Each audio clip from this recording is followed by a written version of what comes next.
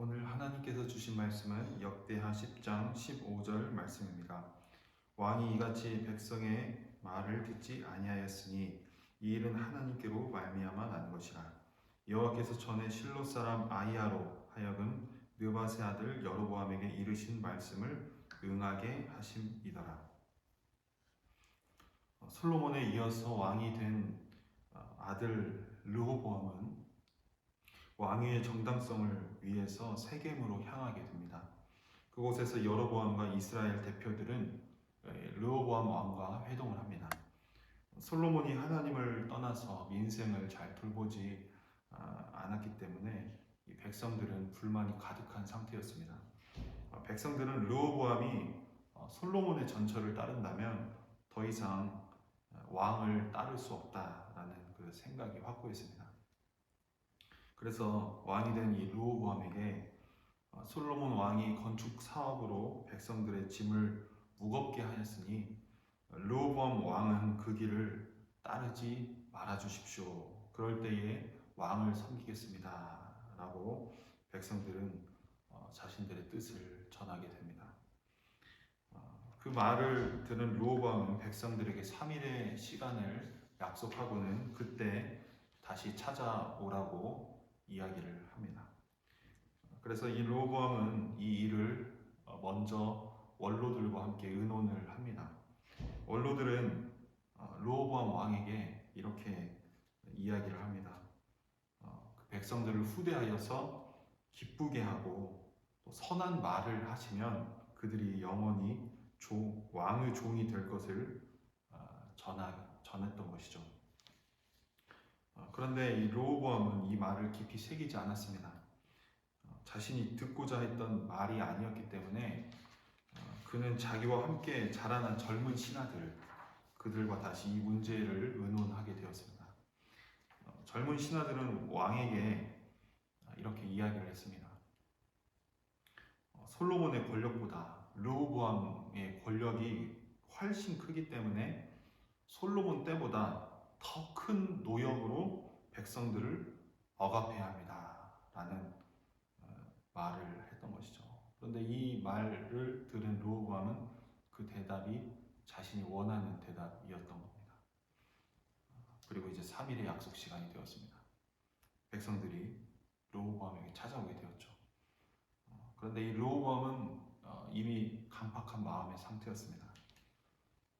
젊은 신하들이 전한 말대로 솔로몬 왕보다 더 큰 멍에를 내가 너희들에게 지게 할 것이고 솔로몬 때보다 더 아픈 이 정갈 채찍으로 내가 너희들을 칠 것이다 하면서 이 백성들에게 선언했던 것이죠. 아마 잔뜩 기대에 차서 르호보암을 찾아왔을 백성들이었을 텐데 이 말을 들은 백성들은 큰 실망을 했을 겁니다. 더 이상 이스라엘엔 미래가 없겠구나 그런 생각이 들었을 겁니다. 결국 이스라엘은 르호보암을 왕으로 섬기지 않기로 결정하고는 이스라엘은 분열되게 된 것이죠. 본문은 이 같은 상황에 대해서 이렇게 말씀하고 있습니다. 15절 말씀입니다. 왕이 이같이 백성의 말을 듣지 아니하였으니 이 일은 하나님께로 말미암아 난 것이라. 여호와께서 전에 실로 사람 아히야로 하여금 느밧의 아들 여로보암에게 이르신 말씀을 응하게 하심이더라. 열왕기상 11장에서 보면 선지자 아히야를 통해서 하신 하나님의 말씀이 기록되어 있습니다. 하나님께서 약속하시기를 여로보암에게 이 나라를 솔로몬의 손에서 찢어 빼앗아 10지파를 너 여로보암에게 주겠다라고 하나님께서 약속하고 계십니다. 그런데 그렇게 하시는 이유가 이 솔로몬이 그리고 이스라엘이 여러 우상을 섬기고 하나님 말씀을 따르지 않았기 때문이라고 하나님이 말씀하신 것이죠. 이 말씀은 이스라엘 역사에 아픈 기억이 될 것입니다. 그런데 시간이 흐른 뒤에 이 말씀을 보게 될 이스라엘은 아마 이 말씀을 들었을 당시에는 이 이야기가 아픔의 이야기로 들렸겠지만 솔로몬의 죄악으로 이스라엘이 나눠지게 된 이 일을 통해서 어쩌면 이 말은 이스라엘을 죄로부터 돌이키게 하려는 하나님의 손길이었다라고 그들은 고백할 수밖에 없을 겁니다. 시간이 흐른 뒤 돌아보니까 그러한 상황에 주님의 손길이 보여지게 되었기 때문에 뒤의 일을 전혀 알 수 없는 우리로서는 죄악으로 인한 하나님의 이 징계, 그것이 아픔으로밖에는 다가오지 않습니다. 그런데 이 아픔의 시간이 지나고 나면 그 징계가 우리를 다시 하나님 앞에 서게 하시려는 하나님의 은혜였구나, 그것을 깨닫게 될 것입니다. 결국에는 우리의 악함도 그리고 사탄의 방해도 하나님이 우리를 세우시는 그 손길을 방해할 수가 없습니다. 막을 수 없는 것이죠. 하나님의 자녀를 끝까지 붙드시는 하나님의 손길이 그렇게 오늘도 여전히 우리의 인생을 주장해 가십니다. 그 하나님을 우리가 오늘도 신뢰하면서 어제보다 오늘 더욱 주님을 붙들겠노라 다짐하면서 그 주님 붙들고 승리하시는 여러분 되시기를 주님의 이름으로 축원합니다.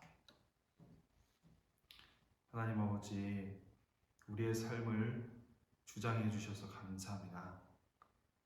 우리의 악함마저 주님 주의 거룩하신 뜻 가운데에 다시금 새롭게 하시는 주님, 그리고 깨닫게 하셔서 다시금 주님께로 돌이키게 하시는 주님, 오늘도 그 주의 선하신 계획에 우리의 인생이 있음에 감사를 드립니다.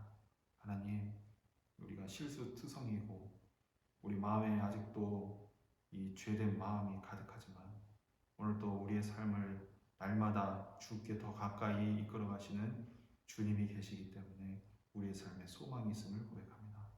오늘도 그 주님을 믿음으로 붙들고 어제보다 오늘 더 그 주님을 신뢰하며 사는 하나님의 백성 되게 하여 주시옵소서. 감사하며 예수님의 이름으로 기도드려옵나이다. 아멘.